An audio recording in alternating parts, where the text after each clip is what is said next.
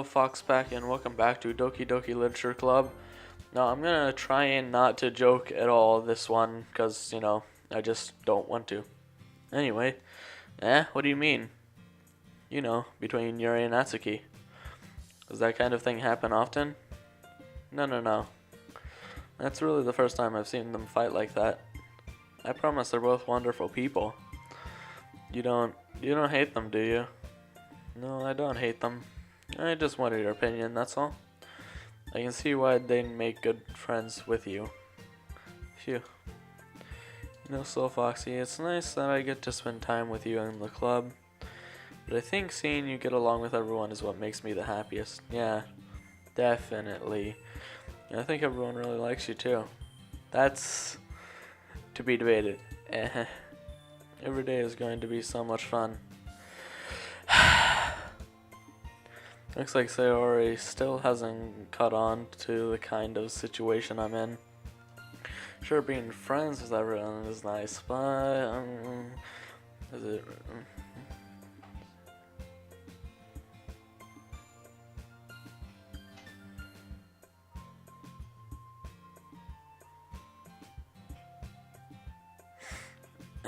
Anyway, does it really need to stop there? We'll just have to see what the future holds, Sayori. Put Sayori on the shoulder. I said that more to myself than to her, but it's easy to use Sayori as an internal monologue sometimes. Okay. Yeah. Okay, let's do this. Time to write another poem. Lollipop. Let's go with chocolate.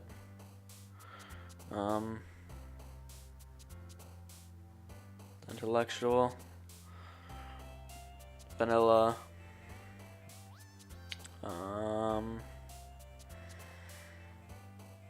Melody.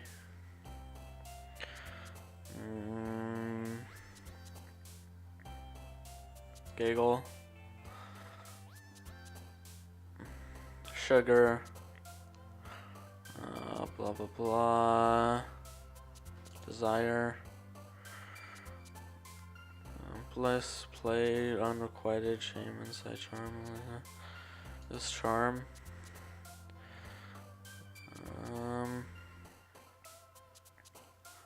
Universe.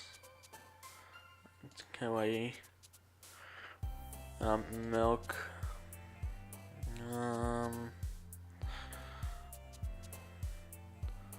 Just see what suicide does. Okay. Pink. Man, I wonder why that's Natsuki's. Strawberry.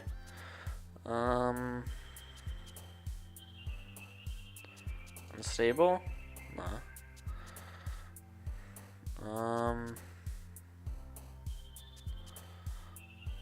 Mouse. Alright, 3 more. Secretive. Nope. Parfait. Anime. Okay.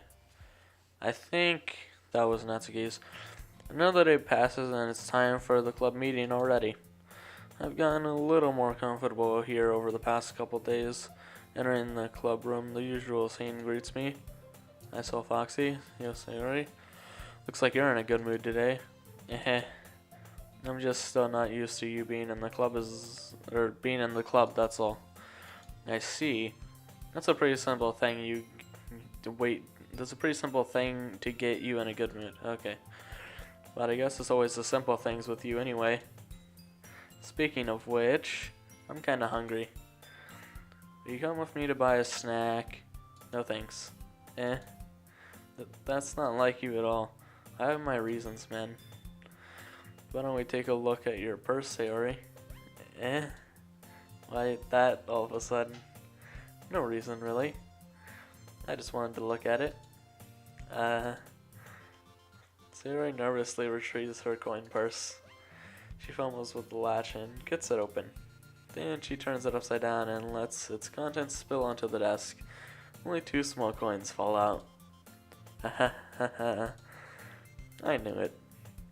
I didn't see right through you, Sayori. Even though I'm not focusing on you at all. That's not fair. How did you even know? It's simple. If you had enough money in the first place, you would have bought a snack before coming to the club room. So either you're not hungry and want an excuse to take a walk, or you plan to conveniently forget that you spent all your money so that I would lend you some. But there's one more thing. You're always hungry. And so that leaves the one option. Ooh, I give up. Don't make me feel guilty. If you feel guilty, that means you deserve to feel guilty. Yuri suddenly giggles. I didn't notice that she was listening in. Her face is in her books, as always. I wasn't listening or anything. It was just something in my book. Yuri, SoulFoxie to let me borrow some money. Don't get me involved like that, Sayori. Besides, you should only buy what you can responsibly afford. And frankly, after pulling a mischievous little stunt like that, your suffering is fair enough retribution. I didn't mean that. I got too absorbed into my book. I really like when you speak your mind, Yuri. Doesn't happen much, but it's a fun side of you. There's no way you could think that. You're right though. I did something bad and I have to accept the retribution. Still, coming from you, Sayori, I guess there's a little devil inside all of us, isn't there? Don't let her fool you. Sayori knows exactly what she's doing. After all, she told you guys she was bringing me to the club before she even told me. But you wouldn't have come if it wasn't for the cupcakes. So I had to trick Natsuki into making them. Come on, give me more credit than that, Sayori. Whop. Oh no, she got hit by a flash of light. Yeah.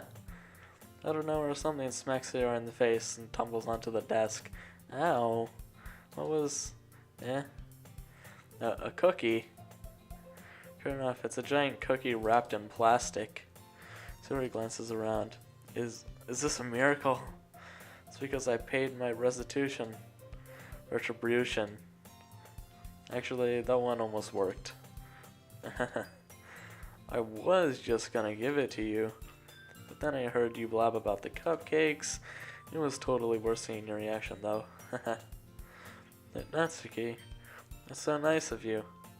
I'm so happy. Sayori hugs the cookie. I still don't see a cookie. Jeez, just eat it. Sayori rapidly tears open the wrapper and takes a big bite. So good. Sayori suddenly flaps her hands over her mouth. I bit my tongue. You're going through a lot over just one cookie. Yeah, I'd say so. Natsuki takes a bite of her own cookie. Now, yours looks really good too, Natsuki. Can I try it? Jeez. But yours can't be choosers. But yours is chocolate. Yeah? Why do you think I gave you that one? Fine. So, I'm really happy that you shared this one with me. Yeah. Because you totally deserve it. Sayori gets out of her seat and goes behind Natsuki, then wraps her arms around her. Jeez. I get it. Cookie still in hand, Natsuki reaches up to nudge Sayori off of her. Sayori suddenly leans down and takes a bite out of Natsuki's cookie. Hey. Did you seriously just do that? I feel like I'm playing a kid's game. A game for kids. Mouthful, Sayori trots away to safety. Yuri and I laugh as well. Ha ha ha ha ha. Jeez, you're such a kid sometimes. Monica, can you tell Sayori? Natsuki glances around. Monica isn't in the club room. How sad. So unfortunate. Ugh. Where's Monica anyway? Good question. Have any of you heard anything about her being late today? Not me. Yeah, I haven't either. It's a bit unusual. Hope she's okay. Of course she's okay. She's probably just had something to do today. She's pretty popular after all. You don't think she has a... I wouldn't be surprised.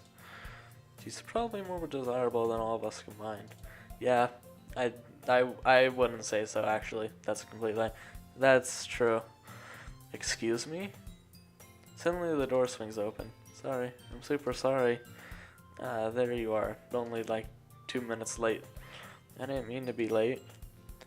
I hope you guys weren't worried or anything. Monica chose the club over her boyfriend after all. You're so strong-willed. But boyfriend? What on earth are you talking about? Monica quizzically glances at me. Never mind that. What held you up anyway? Well, my last period today was study hall. To be honest, I kind of just lost track of time.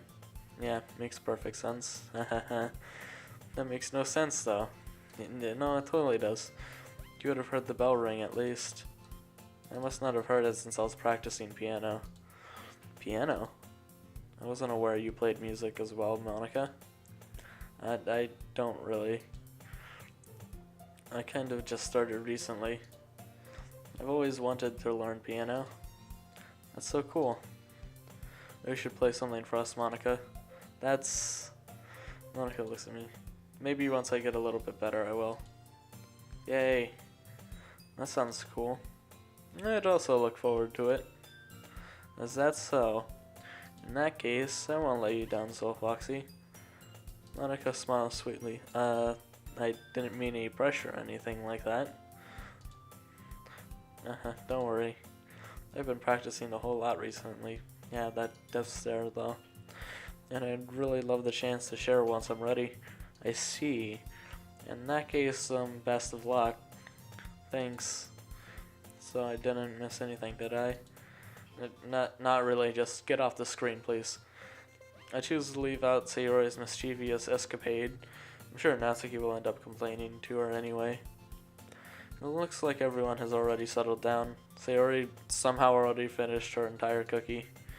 Yuri is back to her book, and Natsuki disappeared into the closet. I don't see her over there, but okay. It's not long before Natsuki comes up to me expectantly. Yeah. Don't worry, I kept my promise. I pulled the first volume of Parfait Girls out from my bag. Natsuki takes it from my hands and quickly turns it over, presumably to check for wrinkles. Hey, I'm not that careless. I handle manga all the time, you know.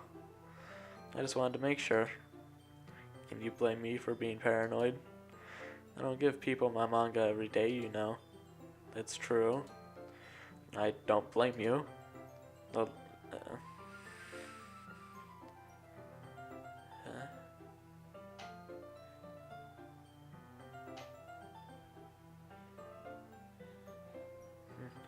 Well, anyway, let me put this one back. I'm gonna get the next one, okay? Natsuki makes her way to the closet. I follow. So you're gonna tell me everything you thought, right? Where did this volume leave off again? I forget. The chapter ended when Minori and Alice found Monica. Natsuki's voice resonates out from inside the closet. I peer inside. All of Natsuki's books are lined up on the top shelf. Did you move my manga again? Sorry. The teacher got mad at me for taking up so much space in her closet, so I had to move some stuff around and clean it up a little bit. It's all still there, I just had to organize it a bit. The top shelf is far above Natsuki's head. She makes a futile hop, trying to figure out how to reach her manga. Jeez. This is so inconvenient. I'm moving these all back down. There's plenty of room on these shelves. And besides, they're really pretty to look at when they're all lined up. Why would you waste that on the top shelf? I still don't see anything on the top shelf. Natsuki, there's a stool on the wall there. In the closet, there's a collapsible stool that's hanging on the wall. If you want, I can reach up there and hand them to you. I can get them myself. Natsuki grabs the stool from the wall and unfolds it. You think I'm too short or something? I mean, I knew it. Well, you know what? Just watch me. Natsuki hops onto the stool, which ends up being a little wobbly because of its collapsible design. Be careful. I know what I'm doing. Standing on the stool, Natsuki's fingertips reach the top shelf.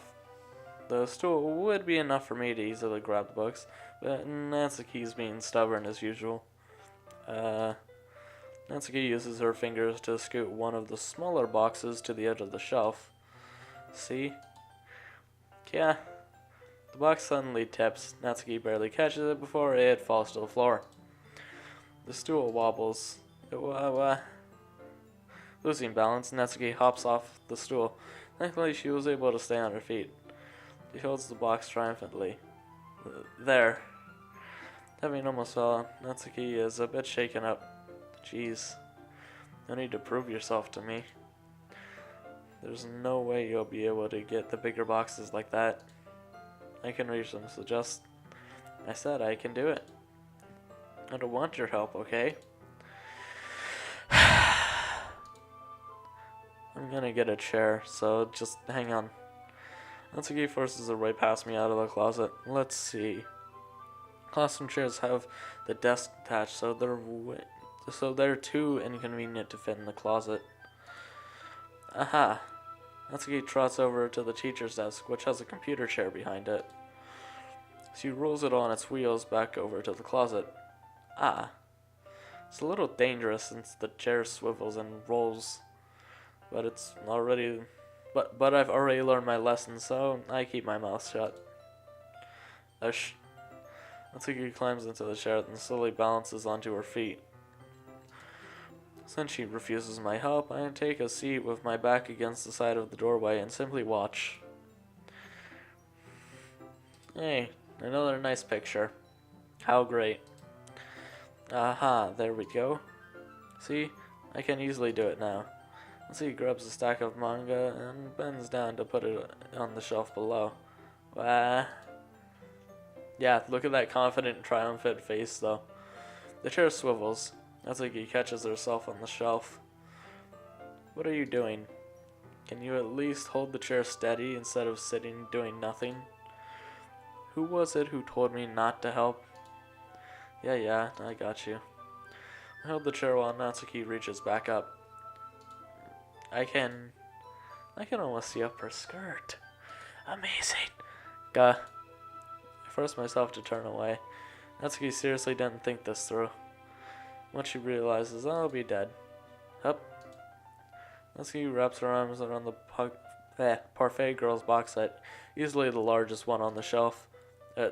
Heavy. Hey, SoulFoxie. I don't think I can bend down without falling. Hurry and take this one. But then I have to let go of the chair. That's fine. Just for a second. Hurry up. Alright. Let me just stand up. I slowly raise my grip from the chair. What do you mean stand up? Natsuki looks down at me. Are you all the way back? Natsuki looks like she just realized something, but she'll lose her balance if she moves. Natsuki, the box. What are you looking at? Man, that face. I'm trying to look at my Natsuki's legs shake. I'm not. I was just. Natsuki, don't try to move. Just give me the box. You perf. You set me up. Go away. Get out. But I'll do it myself. The chair suddenly swivels beneath Natsuki's feet. Natsuki, yeah. I know I'm such a good voice actor, am I right? The scene turns to chaos in a split second. The chair flies from under Natsuki's feet. Magically, I try to catch her. The box topples out of her hands, and the books go flying. I got you. Crash. Just crash. The full force of Natsuki's body against me throws me to the ground. A whole bunch of books pelt me in the face. Natsuki tries to shield herself with her own arms as her face lands straight on my chest. My right arm and my back seriously felt the impact.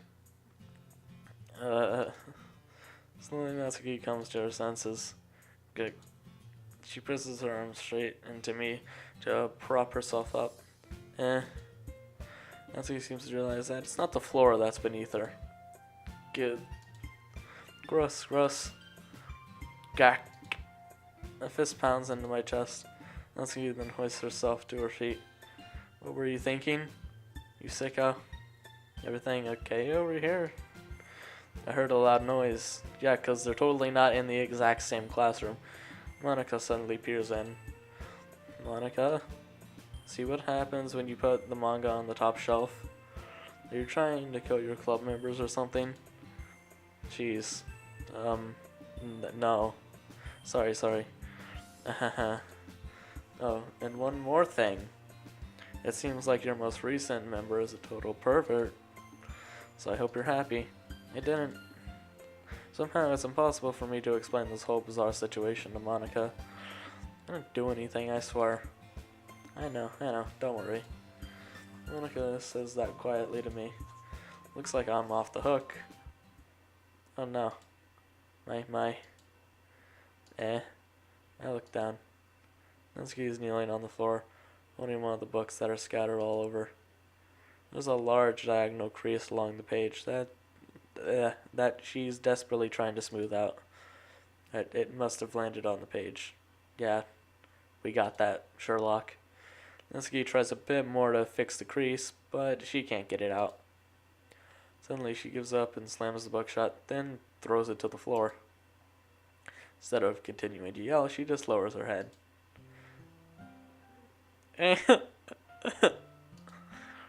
Natsuki, are you? No. Natsuki's voice squeaks. I see tears on her face. Yeah, I noticed that too, buddy. I'll help get the crease out, okay? It's partially my fault, so... Natsuki shakes her head, still looking down. No. I don't even care that much. All of this is because... I don't even know. This game has broken my brain. I'm just having a really bad day today. Natsuki sobs again. I didn't mean to take it out on you. I really didn't mean to. It's fine. Is there anything you want to talk about? Natsuki shakes her head. Just every day is so hard. I just want to come to the club and... Natsuki falls silent again. I can't press her, so I can only do what I know how to do. Alright? Well, I'll help clean this up. And I'll move the rest of your manga for you. Pick up volume 2 of Parfait Girls. We'll set this one aside. This will help cheer you up for a bit, right? Or cheer you up a bit, right? We can get started on it once I'm done here. Natsuki looks up with her glossy eyes. Her lip quivers. You're really nice to me. That sounds really strange coming from Natsuki. I wonder why. I didn't expect it at all. Well, I'm just treating you like a friend, you know? Natsuki lowers her head and stifles another sob. I'm not sure what happened to her today, but being nice is the least I could do. The next couple minutes are silent between us as I begin gathering the scattered books. I make sure to slip them into the box in their correct order. After a little bit, Natsuki starts helping. It isn't long before we're done, and I hoist the box onto the shelf where Natsuki wanted to put it. Then I get on the stool and quickly finish moving the rest of her books from the top shelf. Alright, that should do it. I hop off the stool. Natsuki averts her gaze. Thanks. It's nothing. Natsuki is holding the volume I set aside in her hands. Excuse me. Alright, I'm ready. Good. Even if you weren't, I'd make you anyway. You're taking responsibility for what you said. The thing about cheering me up. If you insist. Alright, great. We don't have to go through another reading session. Oh, great. We do have to go for another reading session. We sit in the same spot as last time, and I open the second volume. Natsuki's mood quickly improves, laughing and pointing things out to me. She's surprisingly sharp, making note of a lot of subtle repeated jokes and background elements. In the end, I'm pretty impressed by how everything ties together in this manga. I guess Natsuki has a good taste after all. After some time, Monica gets our attention, as usual, and it's time to share poems again. Okay, so it's a much shorter reading time. Guess I'll be holding on to this for now. Yep. Even you sound more enthusiastic this time. Well, I'm starting to get into it, you know? Told you. Yeah. I returned to my seat and slipped the book into my bag. Man, that's why it's called a book bag, right? Start with Monica and go the exact same way we did last time. Hi again, SoulFoxie. How's the writing going? Alright, I guess. I'll take that. As long as it's not going bad. I'm happy that you're applying yourself. Maybe soon you'll come up with a masterpiece. I wouldn't count on that. I wouldn't either. You never know. Want to share what you wrote for today? Sure, here you go. I give my poem to Monica. ... Alright. It's pretty good. You've been spending some time with Natsuki, haven't you? You must like her writing style. Yeah. I think it's a neat way to tell a story. I don't disagree. Natsuki's poems may be cute, but they're also meaningful. I can see why you'd be into the style. I guess that means you're not as much a fan of Yuri's poems then. I wouldn't say that. I kind of like everyone's poems, because I'm kind of forced to. That's true, but I'm sure you like some more than others, right? Like Yuri's use of complex words and symbolism, or Sayori's way of expressing happiness or sadness in a more direct way. You must have some kind of preference, don't you? Not that it's a contest or anything. I was just curious, that's all. But anyway, you want to read my poem now? I like the way this one turned out, so I hope you do too. Alright, let's take a look. Save me, the colors, they won't stop. Bright, beautiful colors, flashing, expanding, piercing, red, green, blue, an endless cacophony, I think that's what it says, of meaningless noise. The noise, it won't stop. Violent, grating waveforms, squeaking, screeching, piercing, sine, cosine, tangent, like playing a chalkboard on a turntable, like playing a vinyl on a pizza crust, an endless poem of meaningless. Load me. Okay. Sounds great. It's even more abstract than your last one, huh? I guess it's just the way I write. I'm sorry if you don't like it. No, I never said that. It's just a kind of thing I've never really seen before, I guess. I kind of like playing with my space on the paper. Choosing where and how to space your words can totally change the mood of the poem. It's almost like magic. The way I wrote the lines really short makes it feel like they're trying to speak over the noise. I see. It's still hard for me to tell what it's about, though. Sometimes asking what a poem is about isn't the right question. A poem can be as abstract as a physical expression of a feeling, or a conversation with the reader. So putting it that way, not every poem is about something. Anyway, here's Monica's writing tip of the day. Oh joy, again. Sometimes you'll find yourself facing a difficult decision. When that happens, don't forget to save your game. Wow. You never know when you might change your mind, or when something unexpected may happen. Wait, is this tip even about writing? What am I even talking about? That's my advice for today. Thanks for listening, because that was totally important, I guess. By the way, real quick, before I get to Yuri's, I guess, I do want to note that once like the series is over, I'll sort of like, if you guys haven't figured it out, I'll sort of like tell you guys what Monica's poems are about. since it's never actually revealed, I don't think, about what her poems are about. Anyway, on to Yuri. Let's see what you've written for today. Dot dot dot. Well done, SoulFoxie. Skills are already improving. Wait, really?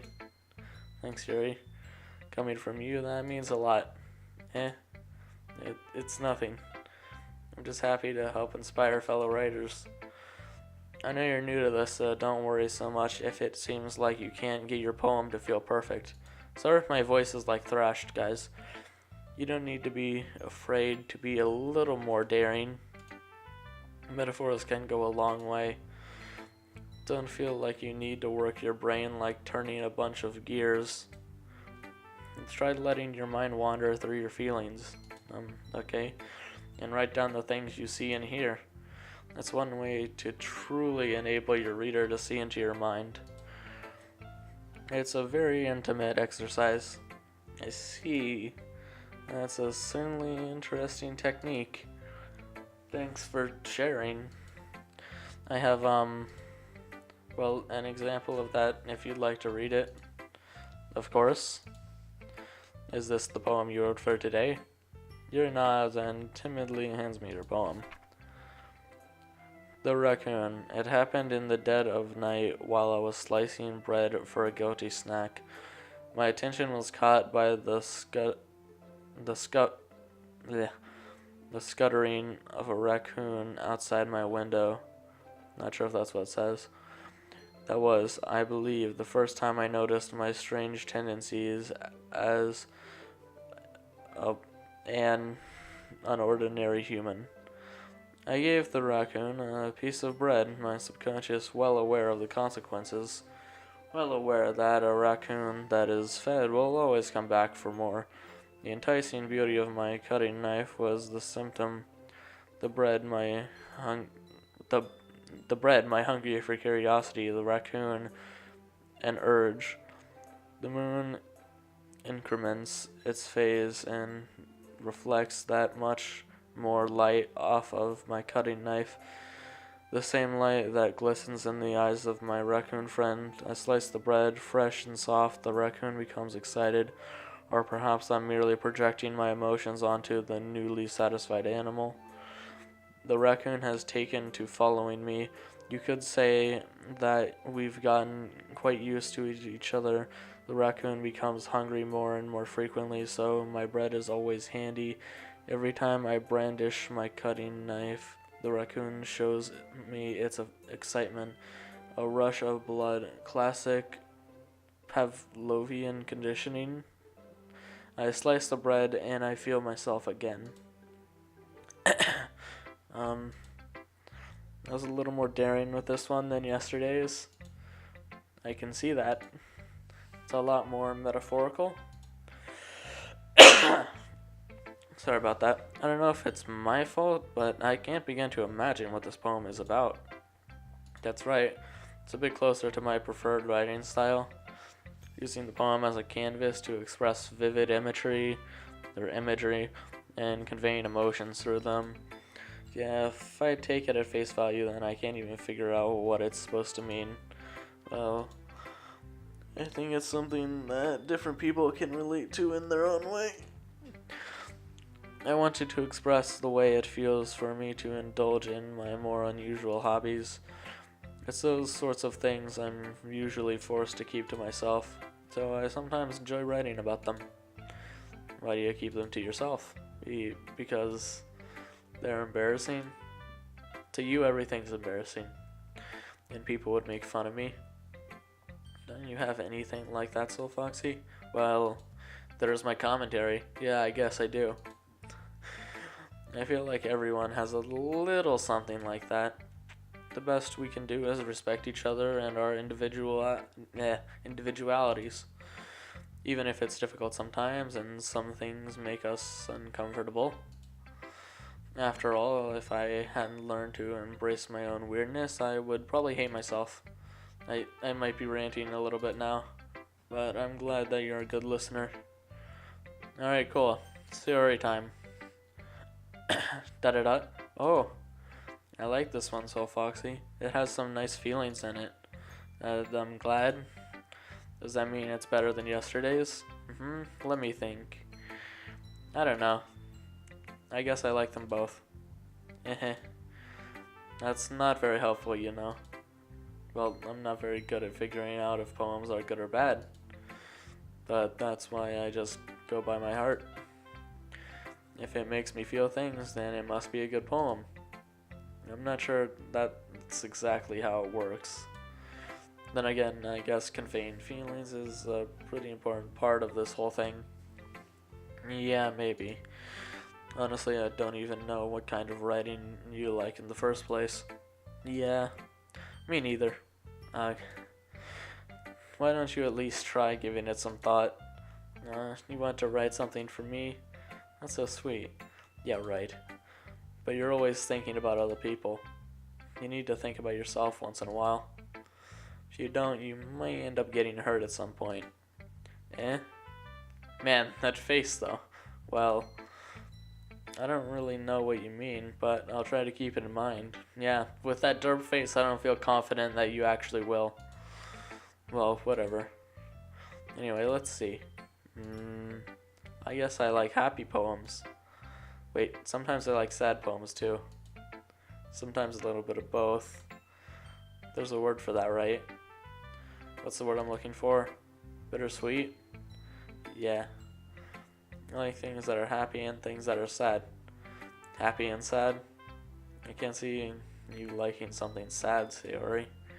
Well, I like happy the most. But sometimes when you have a little rain cloud in your head, a sad poem can help give the rain cloud a little hug. What? And make a nice happy rainbow. See, right, that's unexpectedly poetic. It is? Maybe I'm getting better at expressing my feelings after all. Wow. Thanks, SoulFoxie. I should go write that down then. You can read my poem now, okay? Battles. I pop off my scalp like the lid of a cookie jar. It's a secret place where I keep all my dreams, little balls of sunshine, all rubbing together like a bundle of kins. I reach inside with my thumb and forefinger and pluck one out. It's warm and tingly, but there's no time to waste. I put it in a bottle to keep it safe, and I put the bottle on the shelf with all of the other bottles. Happy thoughts, happy thoughts, happy thoughts, and bottles all in a row. My collection makes me lots of friends, each bottle a starlight to make amends. Sometimes my friend feels a certain way. Down comes a bottle to save the day. Night after night, more dreams. Friend after friend, more bottles. Deeper and deeper my fingers go, like exploring a dark cave, discovering the secrets hiding in the nooks and crannies. Digging and digging, scraping and scraping. I blow dust off my bottle caps. It doesn't feel like time elapsed. My empty shelf could use some more. My friends look through my locked front door. Finally, all done. I open up, and in come my friends. And they come in such a hurry. Do they want my bottles that much? I frantically pull them from the shelf, one after the other, holding them out to each and every friend, each and every bottle, but every time I let go, it shatters against the tile between my feet. Happy thoughts, happy thoughts, happy thoughts in shards all over the floor. They were supposed to be from my friends who aren't smiling. They're all shouting, pleading something, but all I hear is echo, echo, echo, echo, echo inside my head. With those freaking lines, I would have thought it was Echo in the Mirror. Great song, by the way. Holy crap. Sayori, did you really write this? Of course I did. Didn't I tell you yesterday I was gonna write the best poem ever? I don't remember that. Yeah, but I mean, I didn't expect something like this coming from you. Monica taught me a whole lot, and I've been really in touch with my feelings recently. I can see that. It's almost kind of creepy. Yeah, creepy. Well, not exactly. Maybe because I'm so used to you being cheerful. Well, never mind. I'm thinking too hard about it. The point is...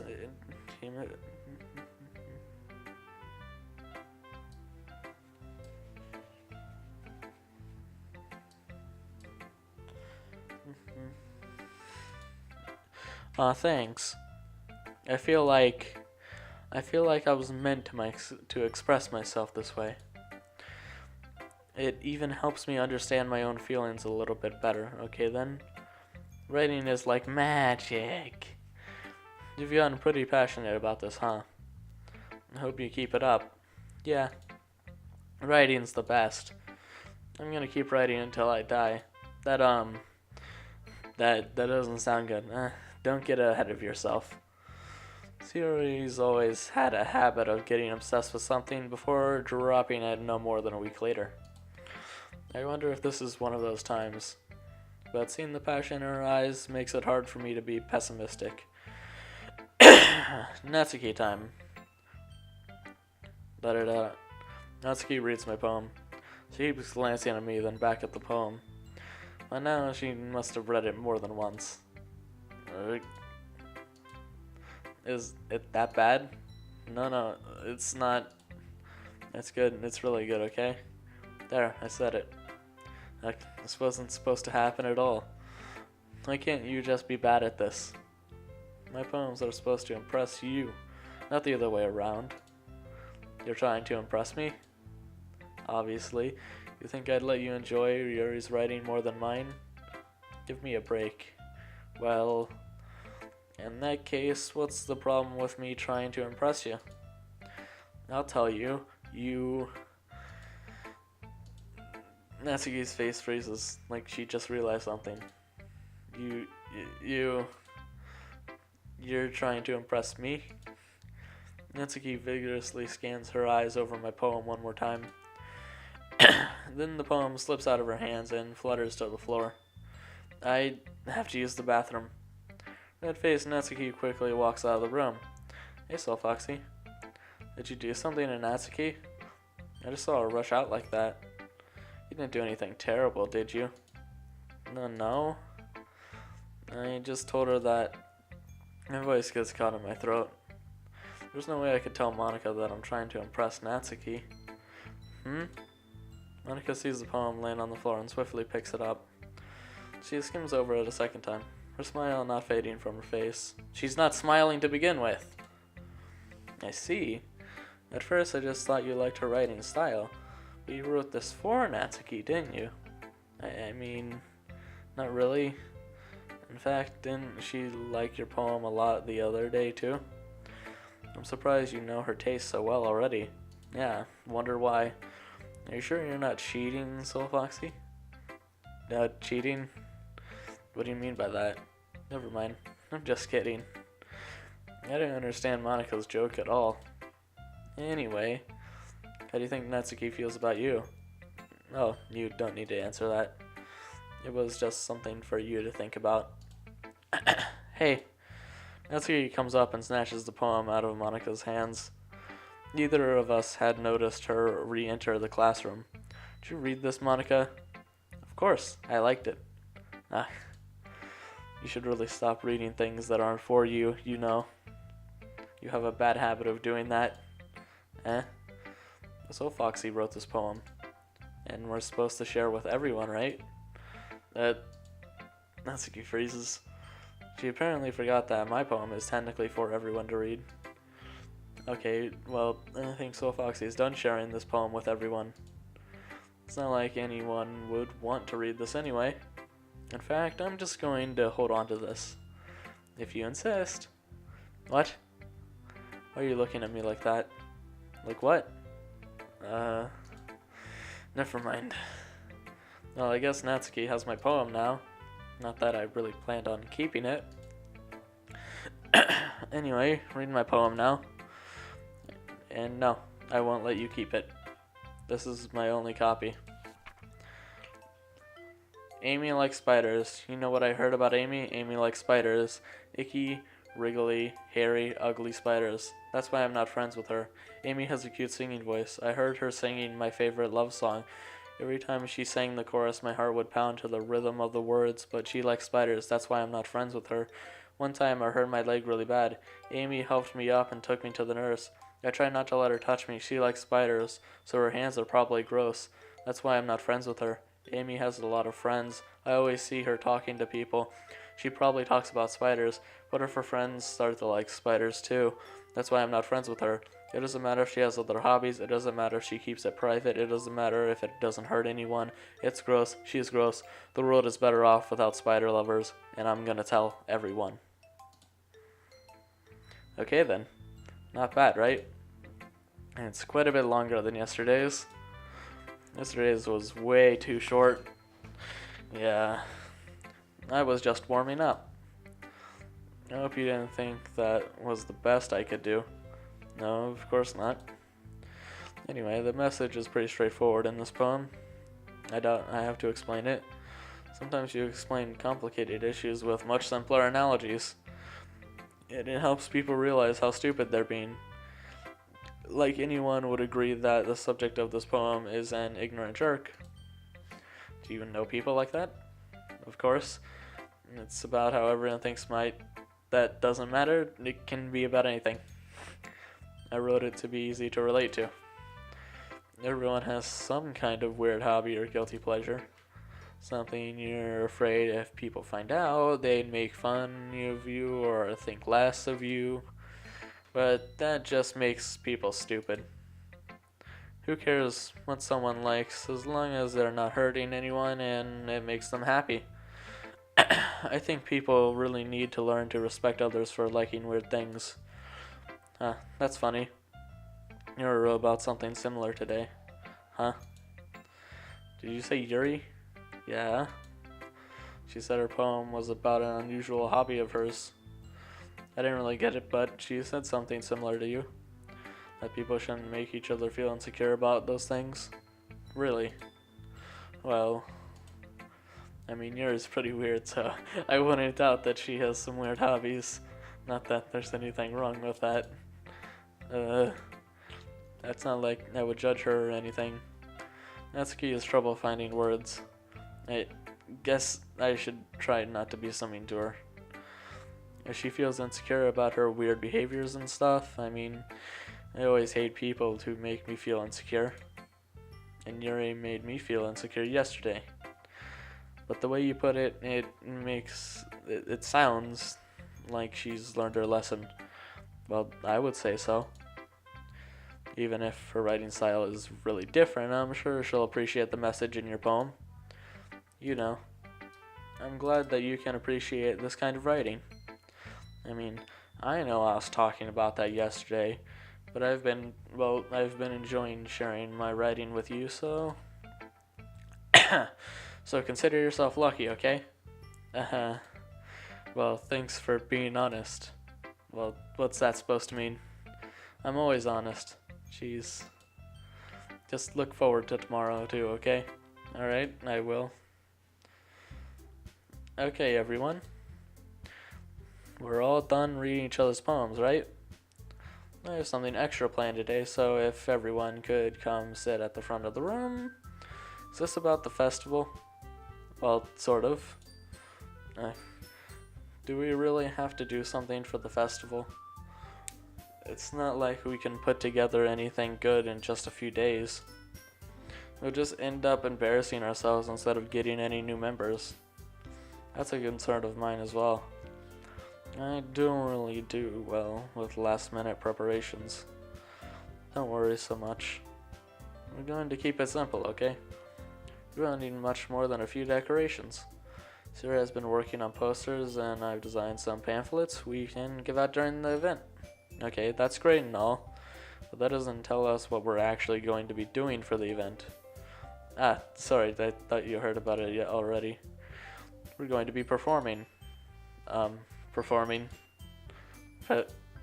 Monica? Yeah, we're going to have a poetry performance. Each of us are going to choose a poem to recite during the event, but the cool part is we're also going to let everyone else come up and recite poems too.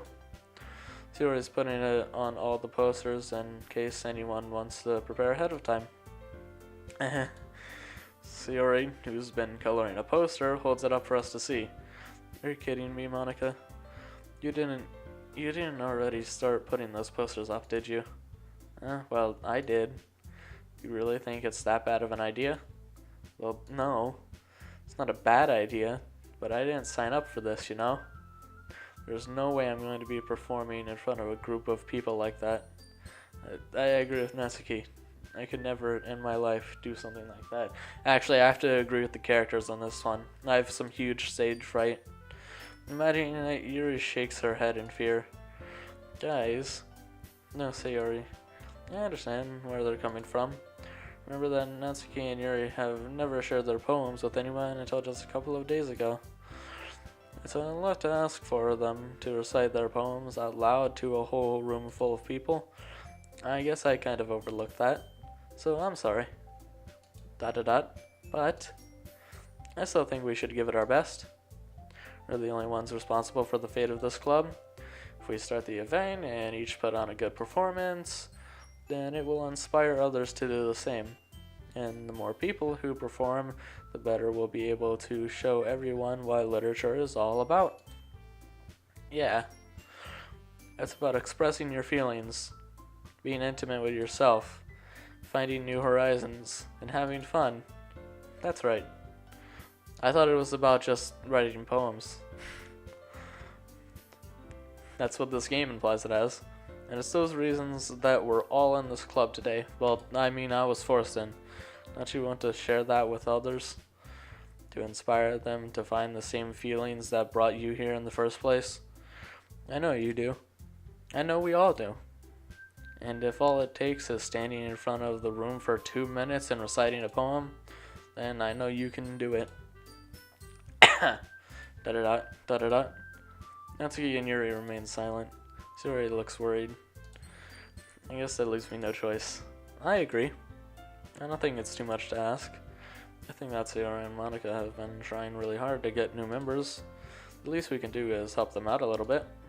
Well, maybe, but... It looks like Natsuki doesn't have any arguments left. Okay, fine. I guess I'll just have to get it over with. Alright. Phew. Thanks, Natsuki. What about you, Yuri? Yuri dejectedly glances around at everyone else's expectant faces. I guess I don't really have a choice. That's everyone. You're the best, Yuri. Even though I never said I'd do it, but okay. This club is seriously going to be the death of me. Oh gosh. You'll be fine, Yuri. I'm sure of it. But anyway, let's move on to the main event. I want each of you to choose a poem of yours. We're going to practice reciting them in front of each other. And no way. Monica, this is too sudden. Well, if you can't recite your poem in front of the club, how do you expect to do it in front of strangers? Oh no. Don't worry. I'll start off to help everyone feel a little more comfortable. Can I go next? Of course. Now let's see. Monica flips through her notebook to a specific poem she has in mind for herself. She then stands behind the podium. The title of this poem is The Way They Fly. Okay then. Ahem. Monica begins reciting her poem.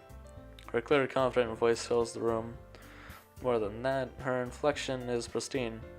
She knows exactly how to apply emotion behind each line she recites, bringing the words to life. Is this something she's done before, or is she simply a natural? I glance around me. Everyone has their eyes on Monica. Sayori looks amazed. Yuri has an intense expression on her face that I don't understand. Frantically, Monica... Wait, he didn't... Did he not look at Natsuki or something? I'm confused. Anyway, finally, Monica finishes the recitation. Whatever. Forget it. The four of us applaud. Monica takes a breath and smiles. That was so good, Monica. Thank you very much. I was just hoping to set a good example. Are you ready to go next, Sayori? I'll go next. Well, Yuri's fired up all of a sudden. Her clutches a sheet of paper between her hands and stands up. Keeping her head down, she walks quickly over to the podium. This poem is called... Yuri anxiously glances at each of us. You can do it, Yuri. It's called After Image of a Crimson Eye. Yuri's voice shakes as she starts reading the poem. Just a moment ago, she practically refused to do this. Why is she suddenly putting in so much effort? As Yuri gets past the first couple of lines, her voice changes. It's almost like what happens when Yuri gets absorbed into her books. Her quivering words transform into the sharp syllables of a fierce and confident woman. The poem is full of twists and turns in its structure that she enunciates with perfect timing. This must be a rare glimpse into the whirling fire Yuri keeps sealed and concealed inside her head.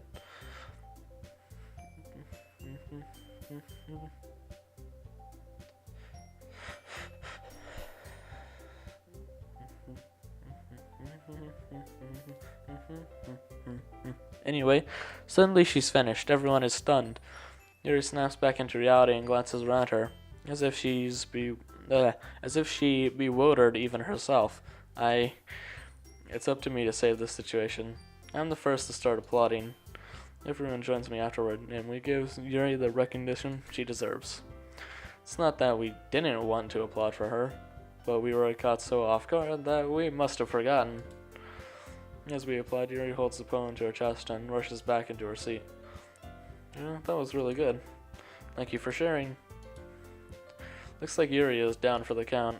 Okay, I guess I'm next then. So Yuri hops out of her chair and cheerfully walks to the podium. This one's called My Meadow. Sorry, I giggled. Sorry.